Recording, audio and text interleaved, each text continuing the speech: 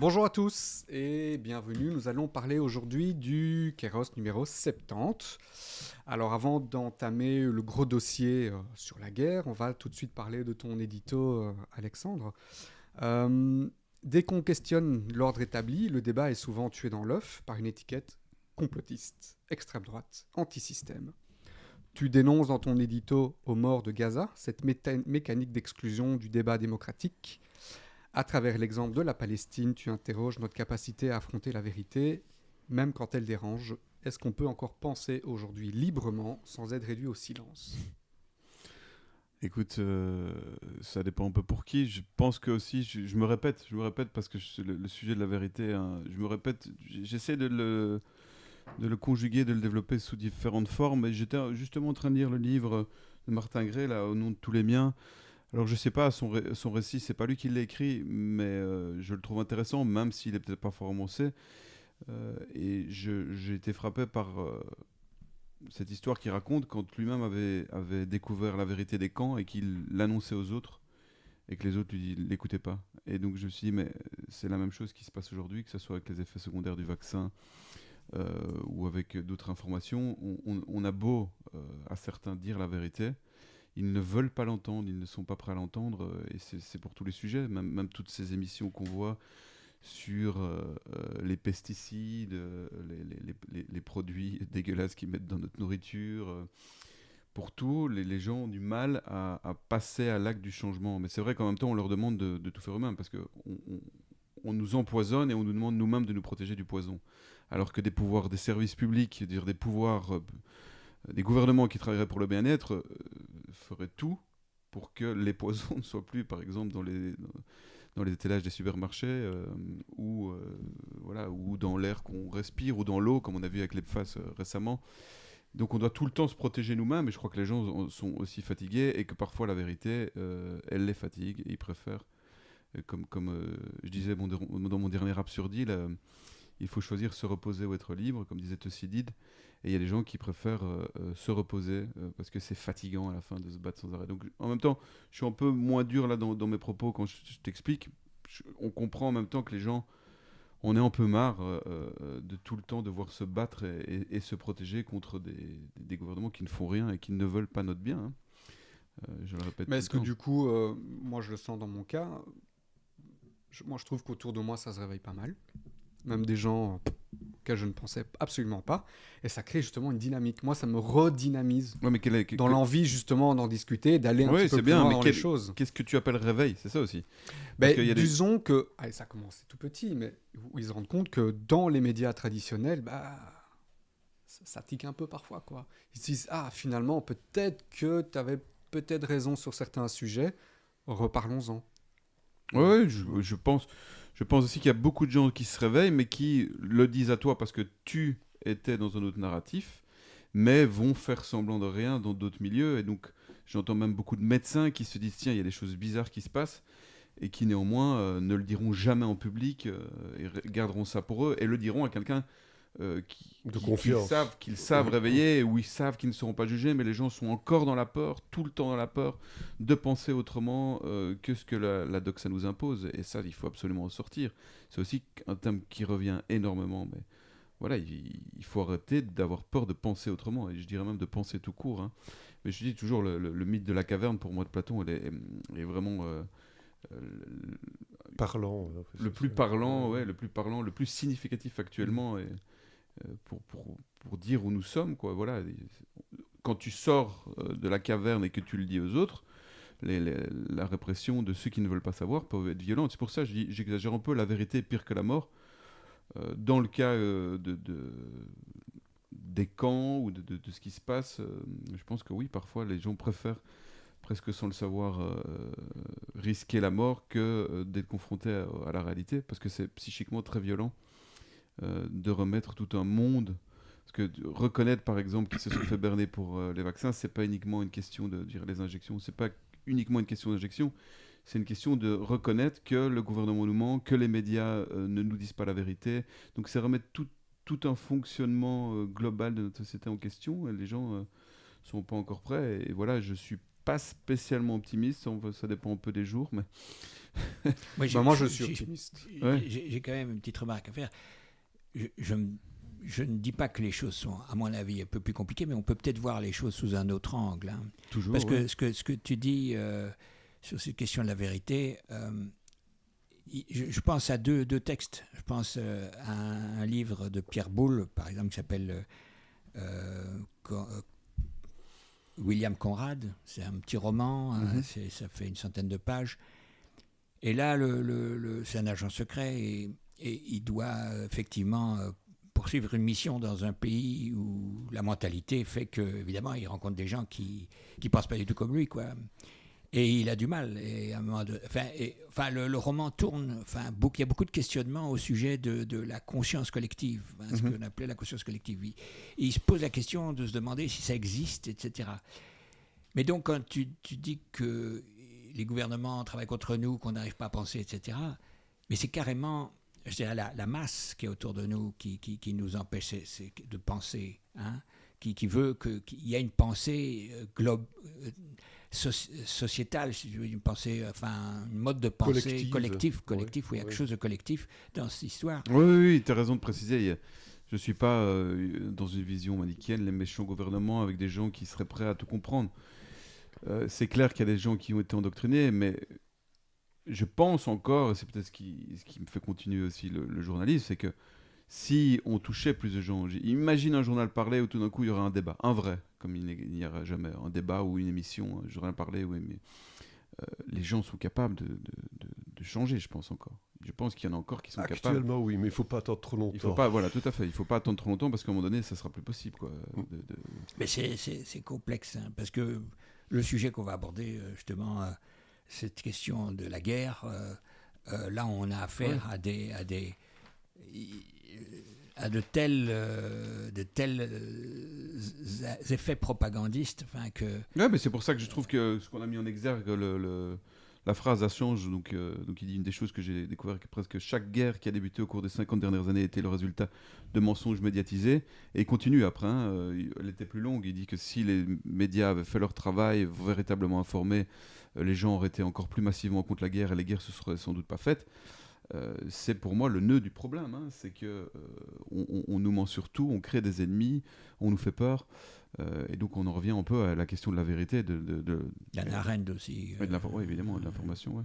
Parce que ça aussi, elle pose la question, hein, concernant la commission Warem. Elle se demande dans son livre du mensonge à la violence, hein, elle se demande comment est-ce que finalement la thèse politique qui est celle de la commission Warem a été finalement adoptée par les masses, les journalistes, etc. Comment est-ce qu'on est passé du mensonge, je dirais, au mensonge collectif, quoi, à la vision.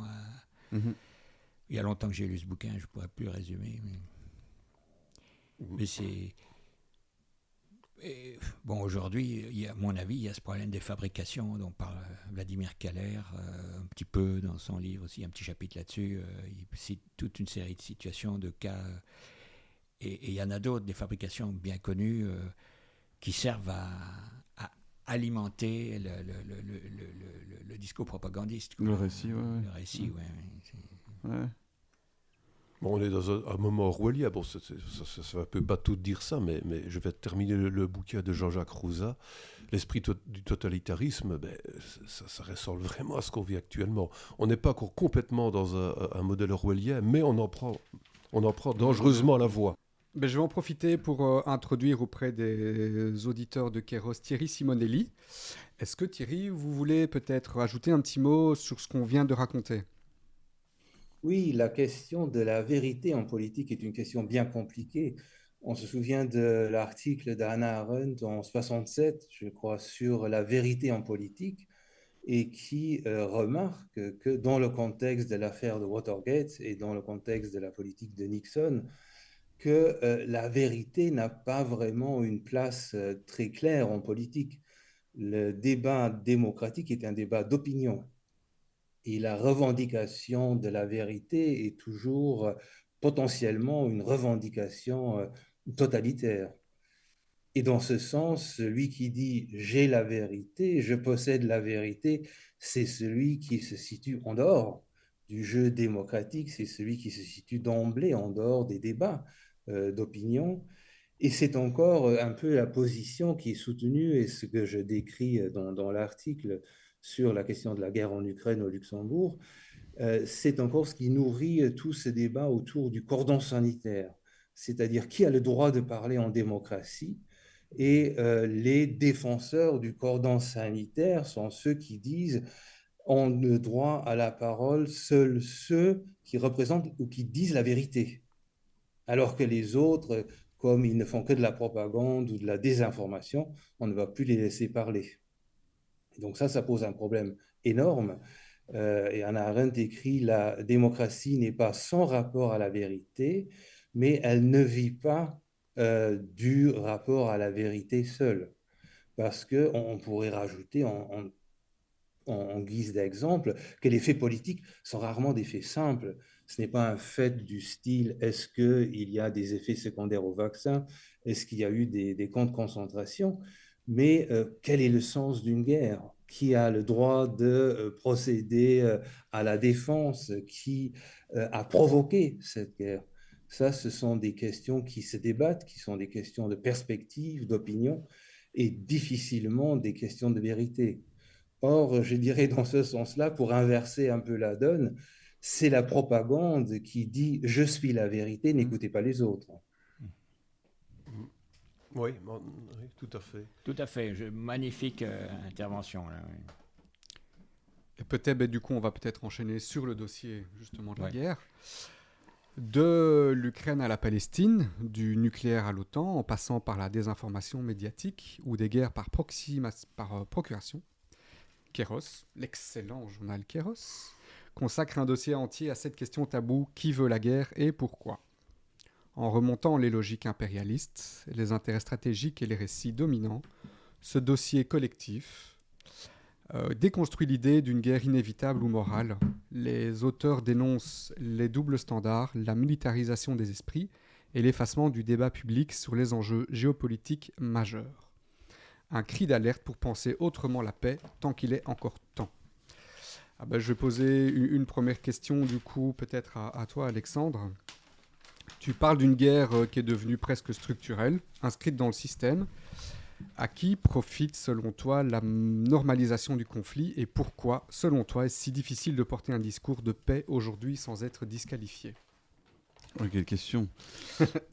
Écoute, je pense que la guerre en elle-même a des intérêts d'abord économiques certains, et quand on est en crise, c'est toujours bien de relancer une petite guerre qui a des effets évidemment sur... une guerre, c'est pas uniquement un conflit entre deux pays, c'est aussi quelque chose qui bouleverse fondamentalement la politique nationale.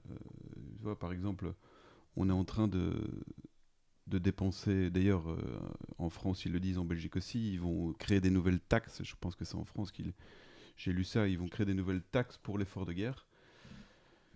Et en même temps, tu vois que la pauvreté et la misère dans nos pays occidentaux est de plus en plus forte. La santé est dans un état, les hôpitaux sont dans un état catastrophique. Hein. Ils nous ont chanté tous leurs louanges des soignants qu'on applaudissait dans une espèce de gestuelle à la McKinsey, alors que pendant ce temps-là, ils supprimaient des lits et ils continuent à en supprimer.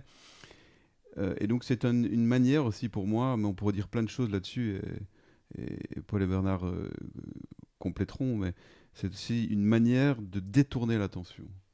C'est-à-dire, on a un ennemi, hein, c'était dans Orwell aussi, hein, Océania, et puis un ennemi qui change chaque fois.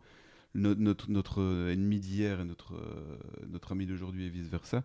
C'est une manière de détourner l'attention sur une gabegie généralisée, une incapacité de faire fonctionner une société et de mettre l'accent sur on a besoin d'argent pour maintenant on a besoin d'argent pour des missiles, quoi.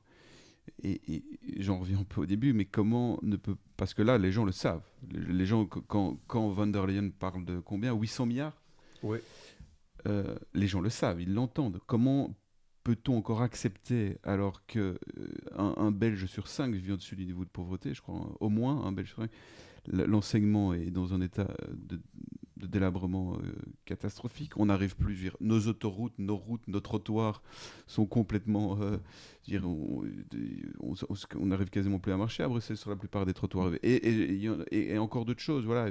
Les gens ne mangent pas à leur faim.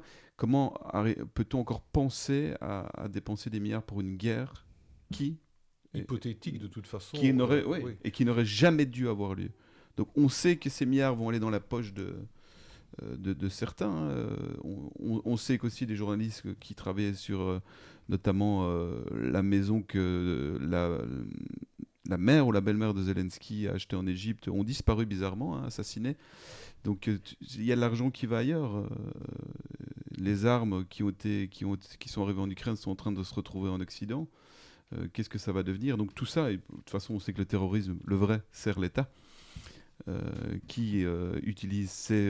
Il arrive toujours au bon moment, en tout cas. Il arrive au moment et qui utilise ces réseaux antiterroristes comme la DGSE pour aller faire des perquisitions. C'est Jovanovic et des gens qui disent la vérité, justement. Donc voilà, je pense que la guerre est utile pour détourner l'attention, faire du pognon, vendre des missiles. La guerre perpétuelle, c'est un projet. La guerre perpétuelle, N'oublions pas que ici on parle de guerre militaire avec des vraies armes. Mais on est déjà en guerre sociale et guerre politique depuis 40 ans avec l'instauration du néolibéralisme.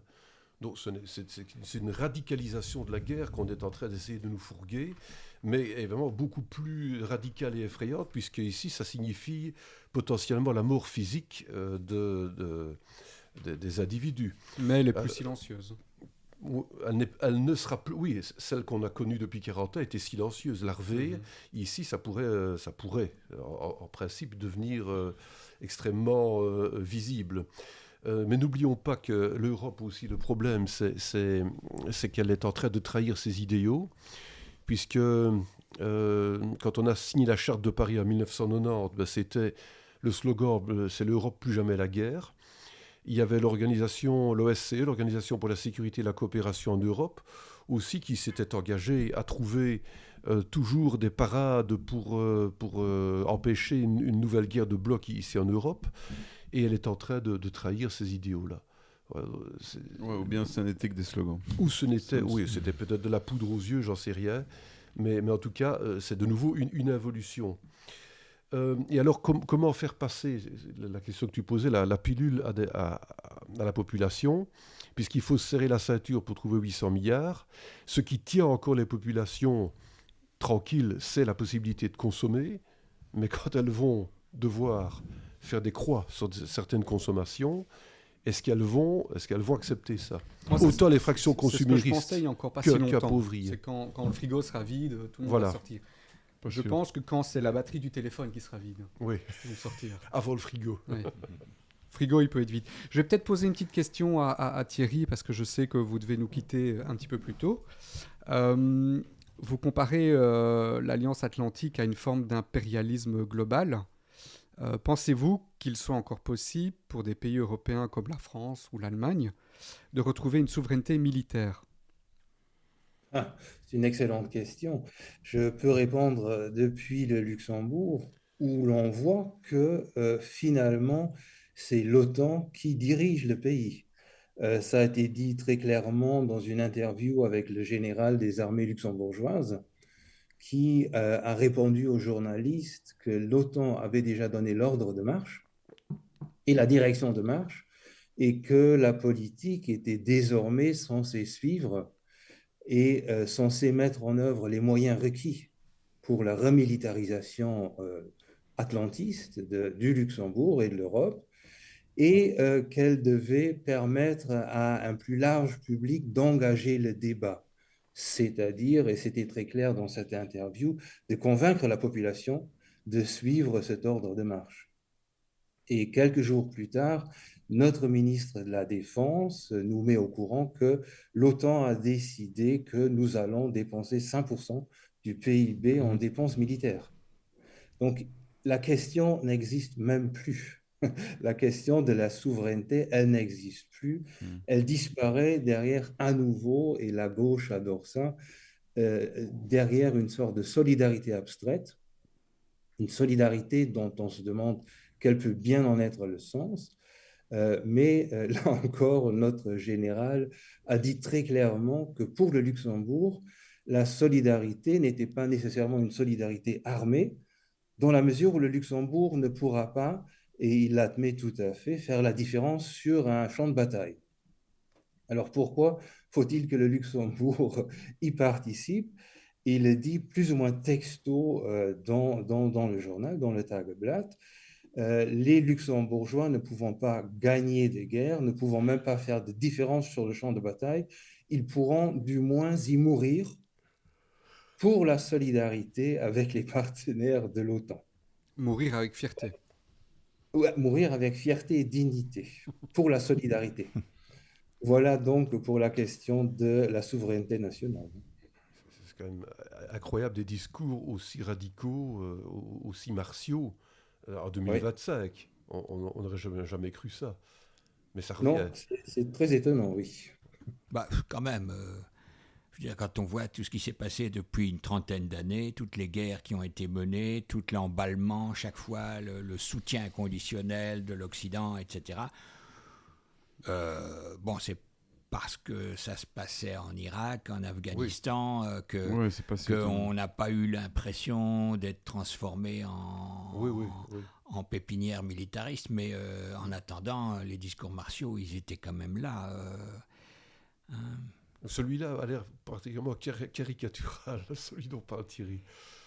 Oui, mais quand on voit la Belgique, nos achats d'avions, les dépenses envisagées, les discours menés, il y avait un général belge qui a dit pratiquement la même chose. Il y a quelques, nous sommes en guerre ou quelque chose comme ça. C'est juste la continuité où là ils sont capables d'envoyer des enfants du pays, surtout pas des enfants de parlementaires et de riches industriels, ça c'est sûr, c'est toujours la même chose. Ou d'hommes politiques, mais ils sont capables d'envoyer au casse-pipe les enfants en général des classes moyennes ou pauvres, hein, ça c'est toujours la même chose. Ça, évidemment. Mais j'ai quand même une autre vision, une chose qu'il faut, je ne sais pas si tu comptes aborder cette question. Le nucléaire, l'impérialisme. Hein, parce que moi j'ai l'impression que, je vais faire un petit parallèle quand même, hein, avec l'histoire romaine, quoi. Hein. L'histoire de Rome, c'est quand même l'histoire de guerre permanente. Hein. Je pense que l'impérialisme se caractérise, et c'est le cas aujourd'hui, hein, c'est un système militariste hypertrophié. Et quand on voit qu'il y a 150 bases américaines dans le monde, quand on voit tous les conflits que les Américains provoquent et déclenchent et auxquels ils participent... Et plus de 200. Ils en ont fait, oui, c'est incalculable. Mais je dirais, depuis une trentaine d'années, les choses, à la limite, bon, on est peut-être plus conscient de ce qui se passe qu'il y a 30 ans, parce qu'on est mieux informé, enfin, différemment informé, autrement informé, mais il y a beaucoup de choses qui se passent, quoi. Les conflits sont énormes, les armes utilisées sont terribles, les destructions sont énormes aussi. Donc, mais moi, je pense qu'on a affaire à un système militariste hypertrophié, comme dans l'Empire romain. Et un système militariste hypertrophié, c'est un système qui fait des guerres parce qu'il n'a... C'est son mode de fonctionnement. En faisant des guerres, il pille des pays, il s'enrichit, il résout, à la limite, entre guillemets, des problèmes politiques. Il crée de l'instabilité qui lui est utile. Voilà, il provoque des instabilités, mais en même temps, il élimine des instabilités. Donc, il fait un peu d'une pierre deux coups, quoi. Et ce que je voulais essayer de souligner, c'est que c'est exactement ce que j'ai l'impression qui se passe aujourd'hui. C'est-à-dire que les Américains sont en train de provoquer des conflits un peu partout, comme dans l'Empire romain à un moment donné, pour éviter des conflits internes, à la limite, entre des puissances occidentales. Parce qu'il y a des rivalités, et il y a des problèmes, etc. Et à un moment donné, ces rivalités vont peut-être éclater quand même, quoi, hein. Et à ce moment-là, on va se trouver dans une autre phase de cette stratégie impérialiste où il va falloir régler les problèmes internes. Mais pour ça, il faut d'abord résoudre les problèmes externes. Enfin, je veux dire, c'est... Résoudre. Je voudrais juste dire à Thierry, si vous voulez encore intervenir, allez-y, parce que je sais que vous allez devoir nous quitter. Donc, Faites comme vous voulez, vous êtes chez vous. Prenez la parole, levez la main. Oui, non, j'aurais rajouté une remarque encore sur cette question de la vérité en politique, notamment par rapport à la guerre, où il faut voir aussi que la vérité, ça se dit à partir d'un certain endroit par certaines personnes. C'est pas vous et moi qui allons dire la vérité dans un système démocratique. Ça doit se passer à la télé, ça doit se passer dans les grands journaux, ça doit être fait par des experts attitrés. Et dans la discussion qu'on a eue au Luxembourg autour de la guerre en Ukraine, il n'y a aucun parti qui s'oppose à la remilitarisation du pays. On a une sorte de vérité en 4 ou 5 points qui est que Poutine est un fou, sanguinaire, il veut envahir l'Europe, l'Ukraine est la première étape, et nous devons tout faire pour l'arrêter, parce que tout ce qu'il souhaite, c'est justement étendre l'empire russe et être impérialiste et envahir l'Europe dans son ensemble.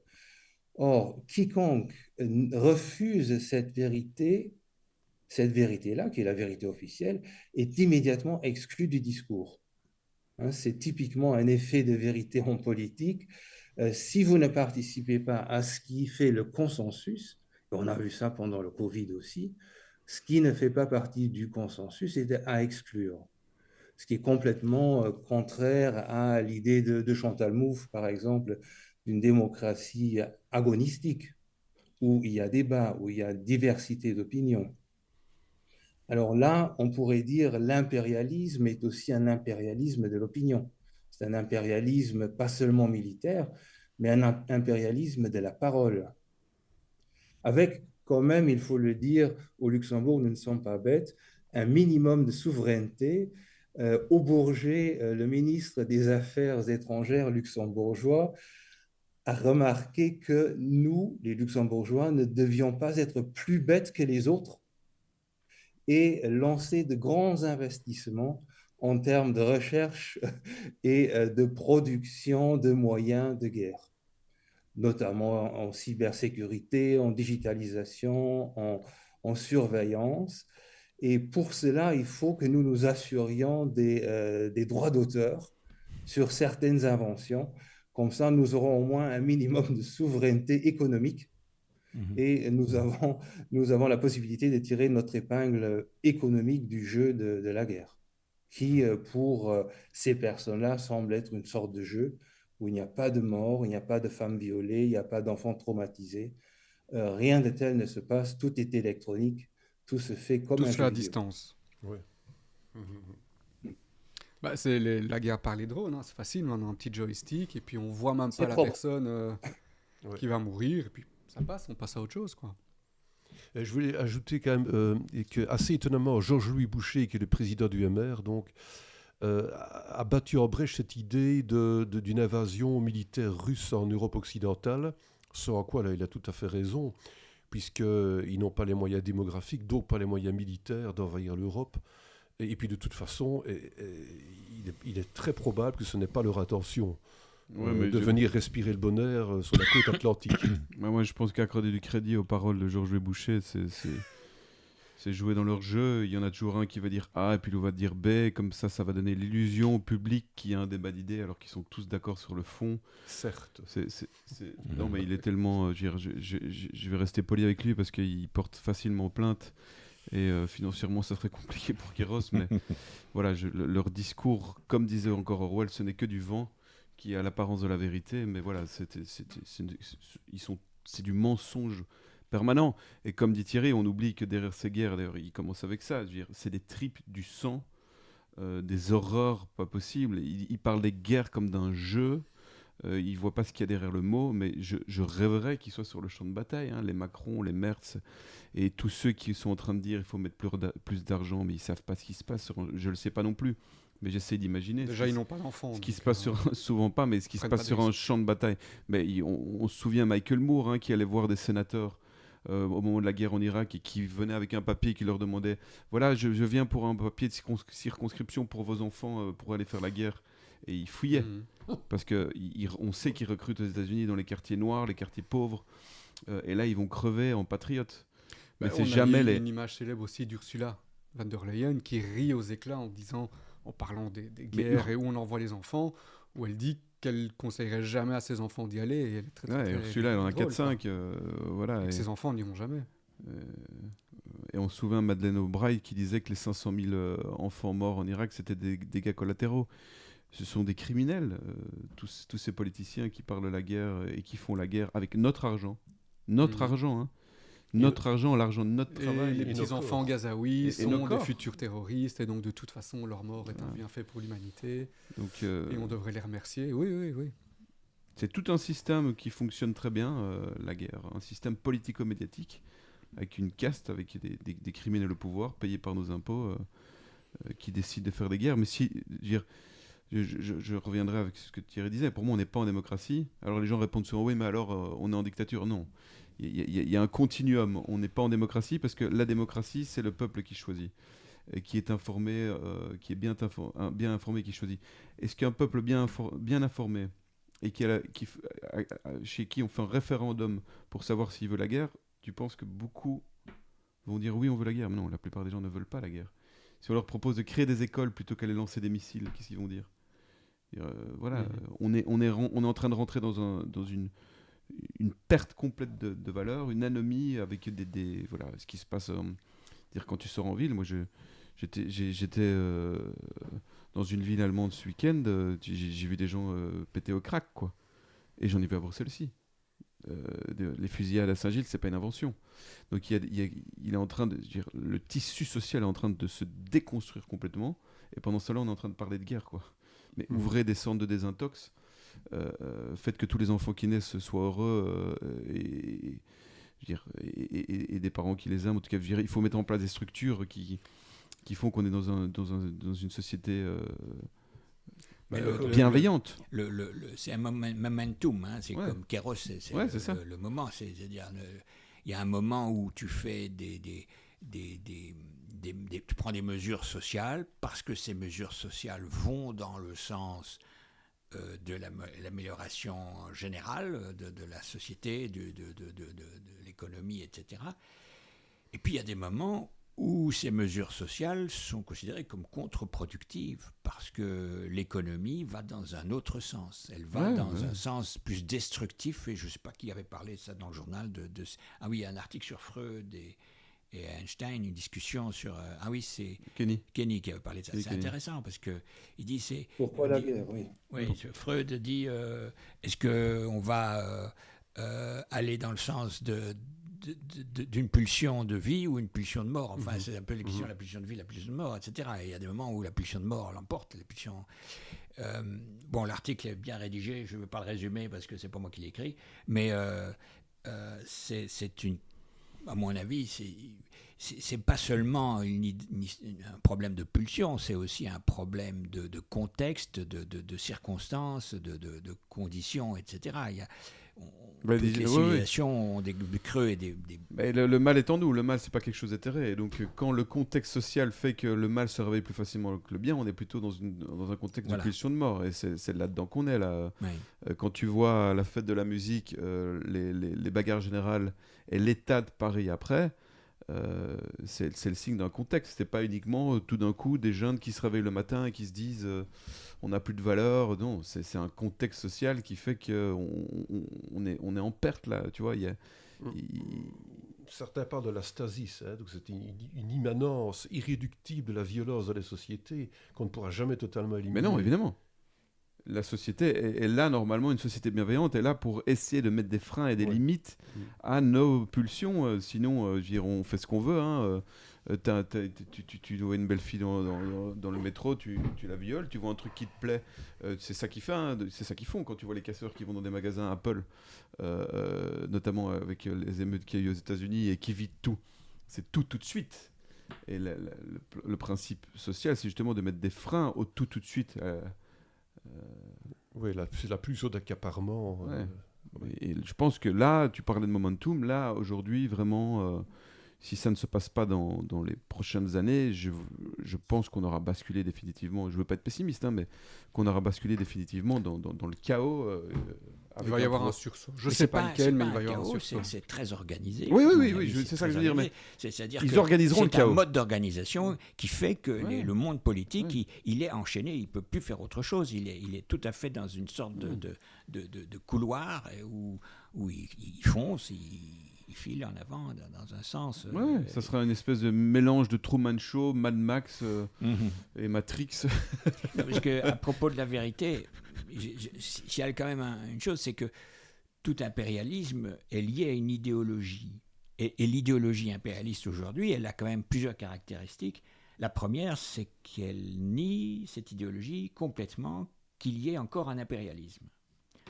Donc on considère qu'il n'y a pas d'impérialisme. C'est pas l'impérialisme. Aujourd'hui, il n'y a pas d'impérialisme. Et ça tient à une série de... Alors c'est tout un...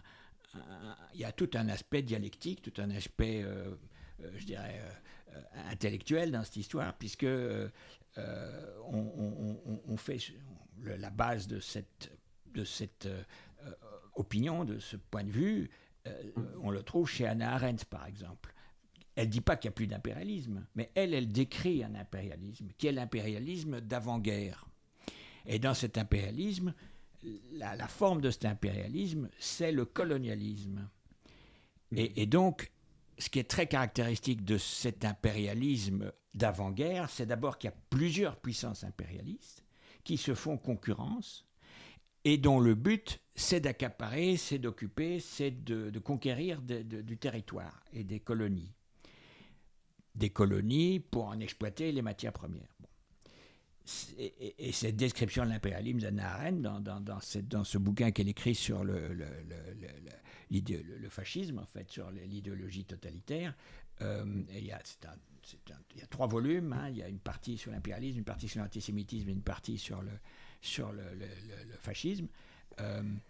Pour en parler, cette partie sur l'impérialisme, elle est extraordinaire parce qu'elle décrit d'une manière quand même assez pointue les abus, les excès de cet impérialisme à cette époque-là.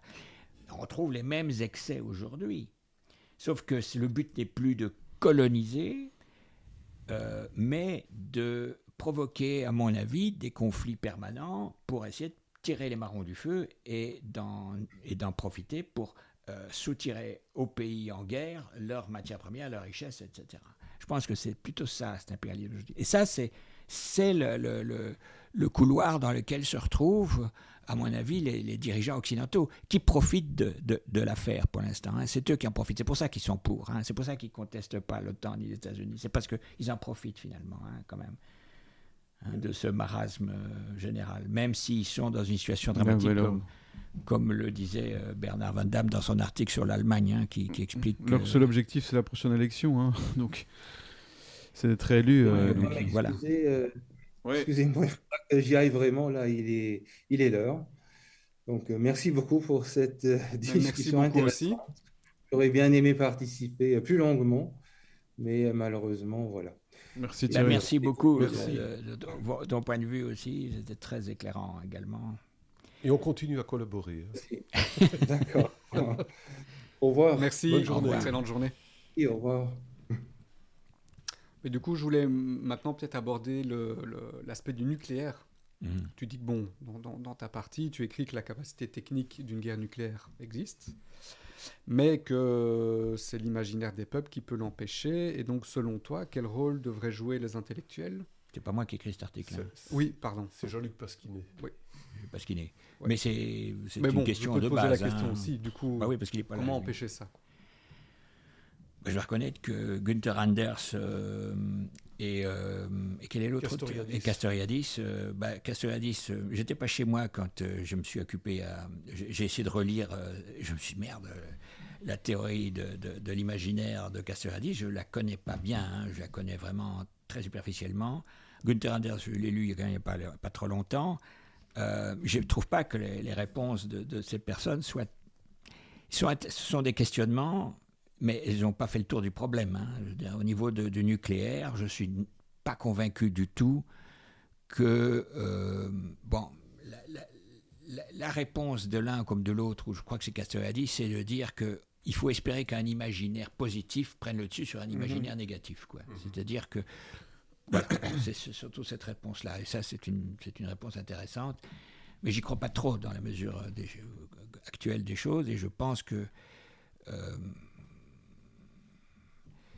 on a discuté de ça tout à l'heure encore, de la question de savoir si le nucléaire pouvait dissuader, si ça avait surtout une force dissuasive. Moi, je crois que le contrôle global par le contrôle et la détention de l'arme nucléaire est un objectif poursuivi par les puissances nucléaires quand même. Hein. Donc je crois que c'est un enjeu. Mais est-ce qu'on ne peut pas également imaginer que cette peur de l'apocalypse, c'est aussi une manière de dire au peuple, ne soyez pas pacifistes, on continue, quoi. C'est difficile à dire. On ne dit pas clairement qu'il y a un risque nucléaire. On ne dit pas clairement qu'on va recevoir une bombe très rapidement sur la figure. On ne dit pas non plus que c'est impossible. Et en fait, je pense que personne n'a une boule de cristal et c'est extrêmement compliqué de dire, de supposer qu'une guerre nucléaire aura lieu dans 4, 5, 10 ans ou même 1 an. On ne sait pas, en fait. Ça fait partie de ce mystère, quelque part, nucléaire, c'est qu'on ne sait absolument pas ce qui pourrait se passer. Oui, et puis les puissances qui la détiennent jouent là-dessus. On le voit avec ce qui se passe en Iran aujourd'hui, pour mettre une pression permanente sur des pays et pour leur dire on va vous attaquer parce que vous allez... de nouveau, hein, vous êtes pas sage pour avoir la bombe, vous, en sachant en plus qu'ils ne l'avaient pas.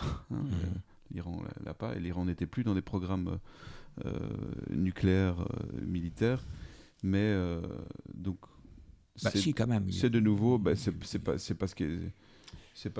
Était vraiment militaire, c'était civil, ça c'est certain, mais militaire. Ouais, c'est parce que ils essayaient de même le rapport de c'est Tulsi Gabbard dit, c'est ça, hein, qui même elle avait fait un rapport montrant, et Trump l'a eu, qu'ils étaient plus du tout dans le nucléaire militaire et qu'ils avaient abandonné depuis longtemps. Alors j'ai lu des textes justement de l'ayatollah, donc ils sont extrêmement religieux et c'est totalement contraire à leurs croyances. La nucléarisation militaire, c'est contraire à leurs croyances.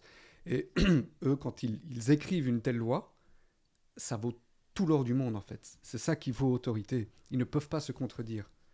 Donc je pense qu'effectivement, ils n'avaient pas... Le développement nucléaire n'était pas dans un but bien le dossier. Je dois avouer que là, j'ai pas pas eu les infos. De nouveau, on nous fait croire que les plus dangereux sont les autres, alors que, comme tu le disais au début, je veux dire, le nombre de bases américaines...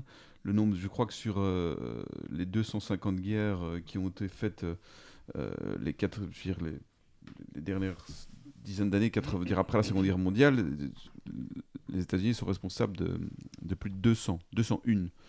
Et puis au-delà de ça, l'Iran s'est fait attaquer par l'Irak. Et ils se sont bien rendus compte que personne ne les a défendus. En fait, personne n'a jamais dénoncé cette invasion totalement contraire à toutes les règles.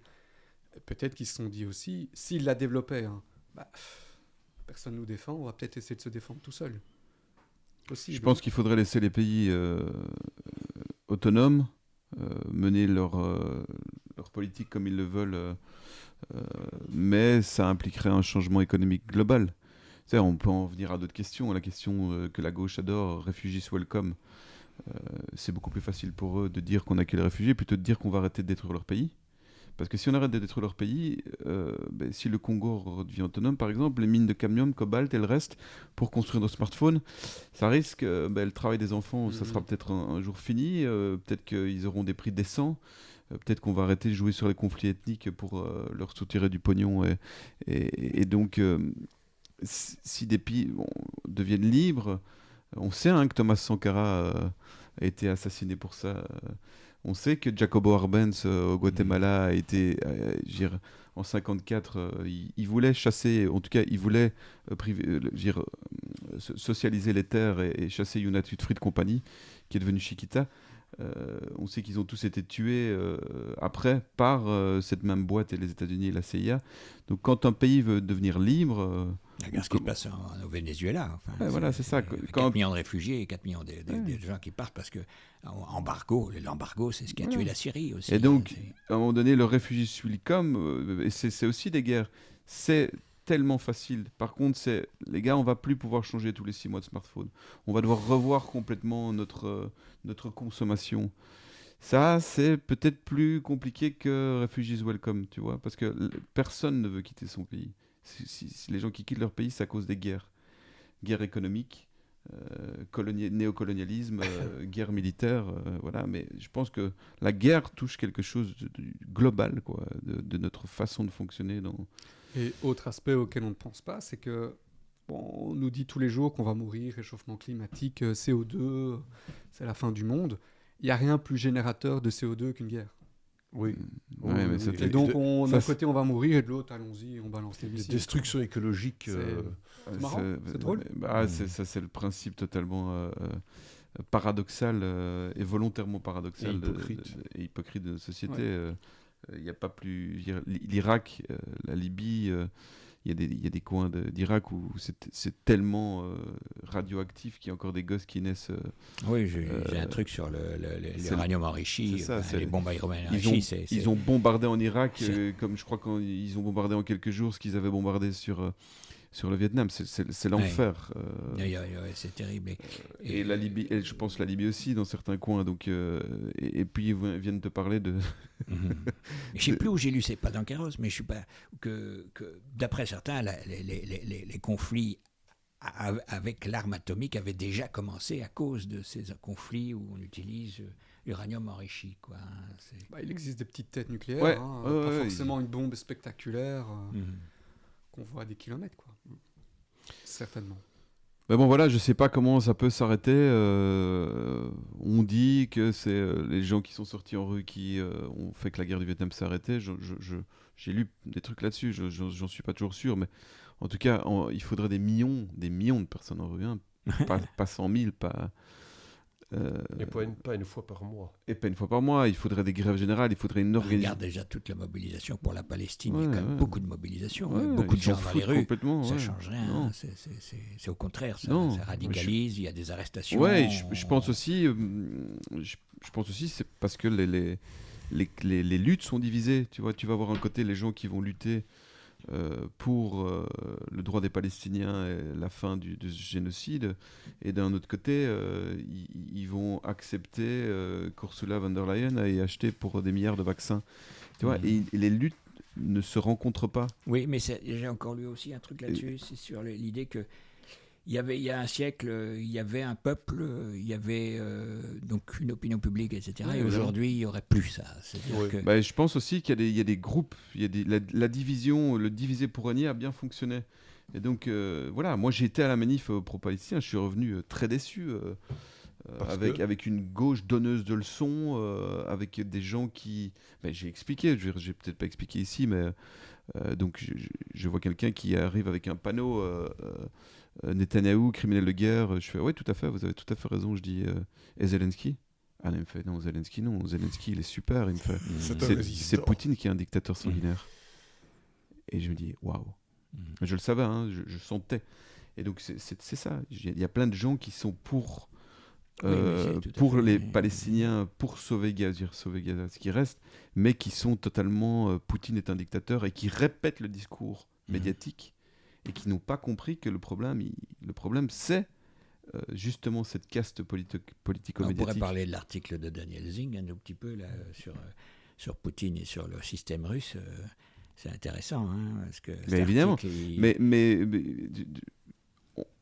on le sait, je veux dire que Poutine aussi a fait... tous les systèmes politiques font assassiner des gens. Hollande l'a reconnu. Sarkozy évidemment, Macron, ils ont des... Mais alors on dit mais Poutine, mais regarde un peu la poudre dans ton œil plutôt que la paille dans l'autre. Ouais, Poutine a fait assassiner des gens. Rafestin, c'est Jean-Michel. Oui, c'est Rafestin, oui. Rafestin, qui son dernier livre sur l'Ukraine, j'aimerais bien l'interviewer là-dessus bientôt. Il le dit, il le reconnaît. Oui, ok. Peut-être que Poutine a fait, on pense, assassiner en 20 ans, 25 ans, une vingtaine de personnes. des opposants. Là, Pas Navalny. Hein. Il est loin derrière. Pas Navalny. Mais par rapport aux États-Unis, à l'Occident, à la France, dire tous les gens qui ont été tués, parce que les journalistes se sont jetés comme des mouches sur la mer par rapport à Navalny. Mais d'abord, c'est certainement pas Poutine qui a fait ça. Et donc voilà, ils sont. Et Navalny, ici, c'est pas un problème. Je veux dire, c'était quelqu'un qui est quand même Très à droite. Très à droite. C'est un truc d'extrême droite, nazi, homophobe, nazi. Qui était même d'origine ukrainienne. Mais bon, qui travaillait certainement pour la CIA. Oui, il travaillait pour la CIA. C'est un agent. On nous l'a vendu comme étant. Mais non, mais c'est le genre de gens en Angleterre, ils meurent direct. Ouais, aussi, mais Poutine n'aurait eu aucun intérêt. Soit le débat est large, mais Poutine n'aurait eu aucun intérêt il était en prison à le faire tuer. On pense que c'est autre chose. Si, il avait intérêt. Excuse-moi, je peux t'interrompre là. Ouais. Parce que ce type était prêt à se présenter aux élections et avec tout le soutien matériel et propagandiste, ça aurait pu provoquer. Non, mais on nous l'a vendu comme étant l'opposant numéro 1 en Russie. En Russie. Son anti-islamisme ne fonctionnait pas et on pense que, notamment après l'émission de Tucker Carlson de Poutine, l'interview qui n'a pas du tout plu à l'Occident, ils ont dû créer un électrochoc, une onde, et que ce serait plutôt la CIA. Oui, c'est possible. Ou pourquoi pas une mort naturelle due au non. vaccin, parce que c'était en revenant d'une promenade qu'il a eu un problème cardiaque et qu'on n'a pas pu le ranimer. Mais voilà, la question est complexe. En tout cas, tous les journalistes se sont tout de suite jetés sur le truc en disant c'est Poutine. Oui. C'est Poutine, non. Mais bon. Il faut dire que la propagande est quand même bien faite. Ils ont fait des émissions très pointues avec toute une série de faits en remontant dans l'histoire. Paul, en Occident, il n'y a pas de propagande. C'est toujours les autres qui font de la propagande. C'est la Russie. En Occident, c'est la liberté de l'information. Quand tu vois ces trucs, tu te dis, bon, qu'est-ce qu'il faut faire ? La vérité n'est pas sur Internet, elle est à la télé, point. Relire Guy Debord et ce qu'il disait sur la désinformation déjà à l'époque, qu'on appelle aujourd'hui fake news. Il avait tout dit déjà dans les années 80. Hein. Messieurs, est-ce que vous avez encore quelque chose à rajouter ? Oui, je voudrais juste rappeler que sur les articles de Daniel Vink, ce qu'il essaie d'expliquer, c'est un peu l'idéologie russe contemporaine. Il parle de Douguin, etc. Il va citer évidemment des phrases... Et pour lui, cette idéologie pose problème. Je veux dire, cette idéologie, est-ce qu'elle pose vraiment problème ? C'est ça, moi, la question que je me pose. Parce que dans la situation où est la Russie, est-ce qu'elle a vraiment le choix ? Ou bien est-ce qu'elle est obligée d'opter pour une idéologie nationaliste extrêmement... Voilà. Je pense que ça sera important, ça sera bien d'en discuter peut-être la prochaine fois. Pourquoi pas faire une exception et parler d'un article d'un numéro précédent, parce que Daniel Zinc ne pouvait pas être là, mais ça serait très intéressant de parler de ça, parce que c'est vrai que dans la rédaction, on a en interne évidemment des discussions et des conflits et des désaccords. Voilà, moi je pense qu'il faut toujours... critiquer son propre gouvernement avec véhémence et ne pas aller chercher nécessairement c'est pas pour ça qu'il faut pas les critiquer, mais chez d'autres comme la Russie des petits éléments pour équilibrer et dire mais vous savez ils sont aussi mauvais. Voilà. Évidemment que la Russie et je dirais Poutine sont loin d'être parfaits et pas du tout, ils sont même on ne gouverne pas un tel pays sans être coriace quoi. Mais c'est de la politique, donc je pense que politique. Oui, mais je suis tout à fait d'accord, mais ce que je voudrais quand même dire, c'est que cette idéologie chez nous, elle a évidemment un très mauvais accueil, parce que c'est l'idéologie que nous appelons l'idéologie d'extrême droite, nationaliste, des partis de Le Pen, et tous ces gens-là. Mais moi, d'abord, je suis pas sûr que ce soit la même chose. Je ne suis pas tout à fait convaincu que c'est la même chose. Je pense qu'on ne connaît pas la Russie. On ne connaît pas bien. Il ne faut pas faire d'amalgame. On n'a pas affaire quand même aux mêmes gens. La même culture. Même culture. Tout le nationalisme ne sont pas à mettre tout à fait dans le même bateau. Donc il y a des distinguos à faire. Mais ça vaudrait la peine de faire ces distinguos de manière intéressante, je veux dire, approfondie, quoi.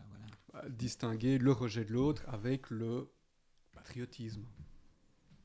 Oui, par exemple. Oui. C'est important. Superbe, écoutez, on va peut-être s'arrêter là pour aujourd'hui.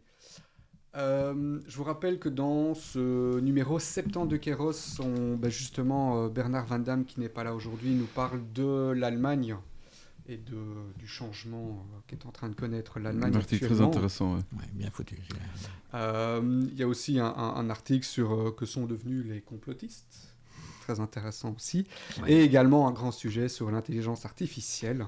Je vous le montre. Je rappelle une fois de plus, et c'est très important, l'importance de soutenir Kéros, qui est la presse libre. On ne soulignera jamais assez l'importance de la presse libre. Et donc pour ça, on a besoin de vous, que ce soit par abonnement, abonnez vos amis, abonnez votre famille, c'est un cadeau que vous pouvez leur faire, et à vous aussi. Également par les dons, qu'ils soient ponctuels ou mensuels, sachant que si c'est des petits dons mensuels, ça permet à Kéros de pouvoir planifier aussi des projets, de savoir un petit peu où il peut aller, où il peut se diriger. Et je vous remercie à tous et à très bientôt. Merci. Ben, merci.